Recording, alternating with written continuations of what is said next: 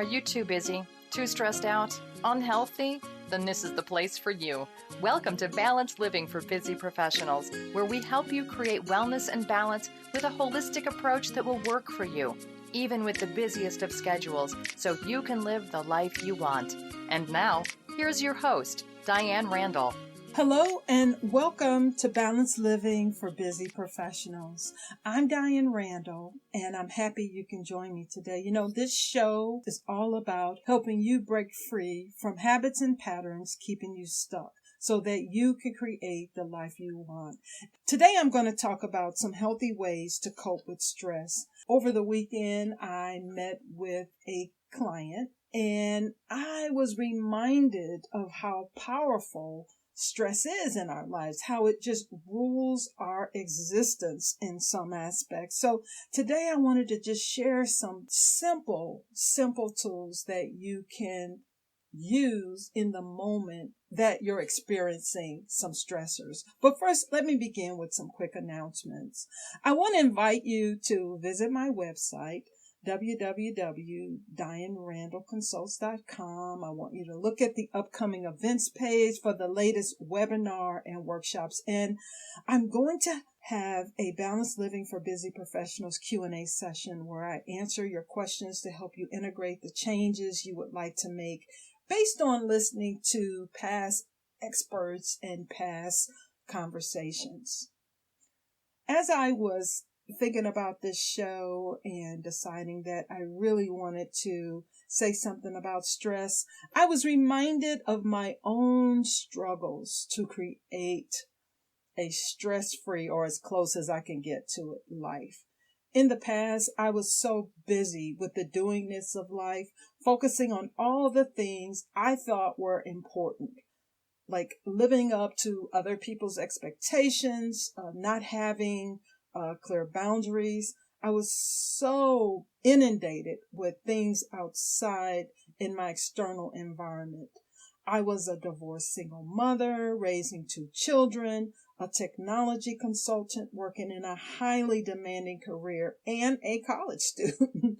I remember living my life from day to day with a lot of stress and fatigue, in which I felt was a part of life and I had no control. And I was conditioned to believe that this was just life.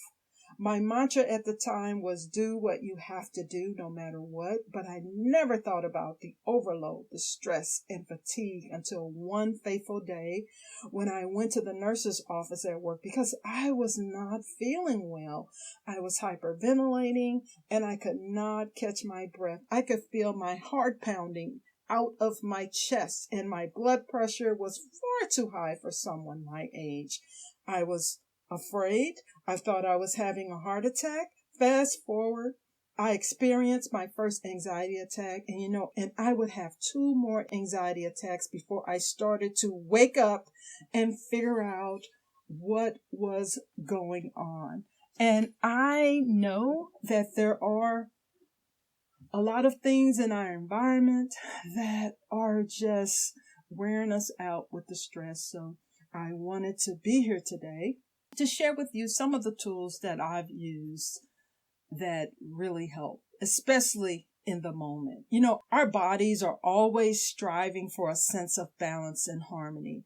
Stress causes a complete disruption in our normal activities, and as a result, our bodies will respond with certain behaviors and characteristics that can feel unhealthy and out of balance. According to wellsource.com, anything in our environment that disrupts balance and harmony is called a stressor.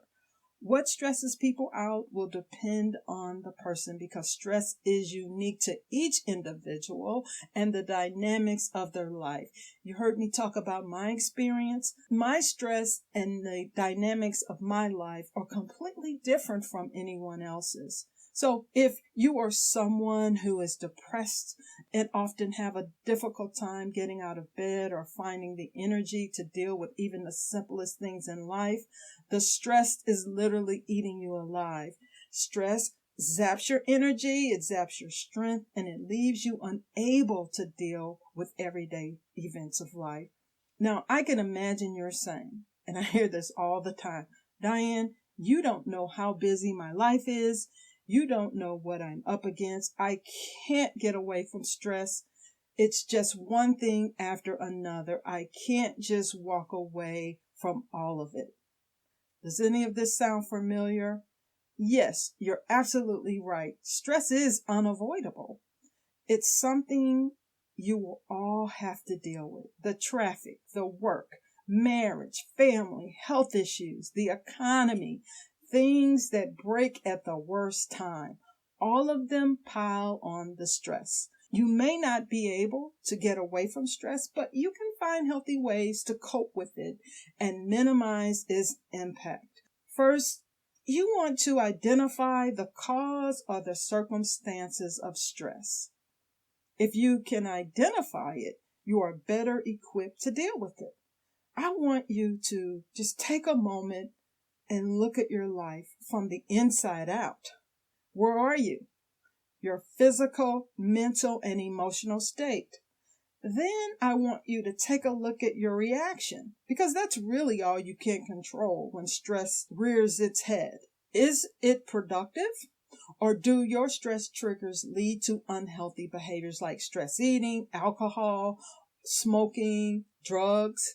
When you begin to see what kinds of stressors you associate these triggers with, then you can begin to unravel them and develop healthy ways to cope with stress instead of turning to chocolate cake or your favorite comfort food, taking a smoke break, or drinking an extra glass of wine. I want you to try these new ways of responding.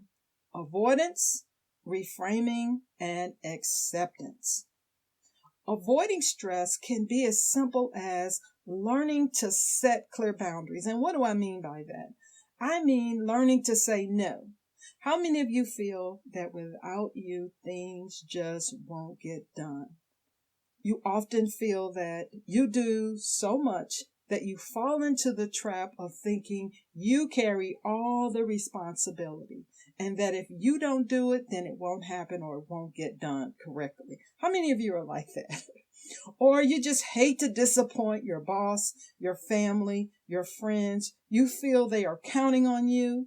So managing stress means saying no or saying yes with a really big qualifier. For example, Diane, can you come to the meeting after work? I can come to the meeting, but I can only stay for 45 minutes. You need a really big qualifier so that you don't get lost in the expectations of others. Know when you're getting overwhelmed and regroup. You'll reduce your stress before it becomes completely draining. Another way of using avoidance is to simply step away from the stress. Go outside for a walk, get some fresh air for a few minutes. Listen to music, read a chapter on your Kindle, on your iPad, on your iPhone, on your Android, whatever electronic device you have, or just read an actual chapter in a book. Do some people watching. Believe it or not, people watching is a quick way to bring you to the present moment and get you out of your head, out of the past, and out of the future. It brings you right back to the present moment. Do something that relaxes and empowers you. I want you to create surroundings that are peaceful and soothing. I want you to learn and practice whatever gives you energy. Use it as a backup plan in a pinch when stress starts to bring you down. I don't care where you are, who you're talking to, if you're at work, in a meeting, you need to immediately apply some of these stress tools that I'm sharing with you today. Sometimes all you have to do in order to relieve stress is to change your thoughts and beliefs about something. Reframing the problem can bring an immediate change with lasting results. Looking at the positive completely changes your attitude and your response. You may even begin to see stressors as something beneficial to your life, because sometimes the stressors show up just to give us a lesson in the moment. Now what I do when I'm stressed, I really try to stop and accept the moment for what it is and just see if there's something I can learn from this experience. Just this one experience right here in this moment. Maybe all you need to do is have a different perspective to find the energy you seem to be lacking. There are times when there is simply nothing you can do about stress. If you can avoid it, then the best thing to do is to accept that it's there and move on to find healthy ways to deal with it. For example, if you know you're going to have a weekly board meeting and history predicts that it's going to be very stressful, I want you to plan a trip to the gym before or after the meeting. Do some meditation, sit quietly. Plan to do some things that soothe and relax you before this meeting. Build these stress-relieving activities in and around any events where you know stress is a given, and develop a plan for when stressful situations pop up unexpectedly. Stress can sneak up on you, but if you have a plan in place and you have tools for dealing with it, then you won't get caught with your guard down. Use stress as a plan to manage it, accept it, and reframe the things that you can't control. And it's part of your life until there is something you can do to change it. And sometimes you can't do anything. So how can you accept the moment as it is and move from there? You've got to decide what's important to you and then ask yourself, what can I do to build my life around the answer? Here's wishing you a happier, healthier, balanced life. I want to hear from you. Let me know if you found this episode of Balanced Living for Busy Professionals helpful. You can leave a comment or a voicemail right here on the Balanced Living for Busy Professionals website. I want to thank you for listening as always. I really, really appreciate the thousands of people. I'm just really amazed and honored that so many people are listening to this podcast. And I really hope that you find some value or just one thing that you can take away and apply to your life immediately. Thanks for listening. Thank you for listening to Balanced Living for Busy Professionals. This podcast is sponsored by DianeRandallConsults.com. If you like this show, the best way to support it is by leaving 5-star feedback on iTunes. And please, feel free to email your questions, comments, and suggestions to feedback@DianeRandallConsults.com. Until next week, namaste.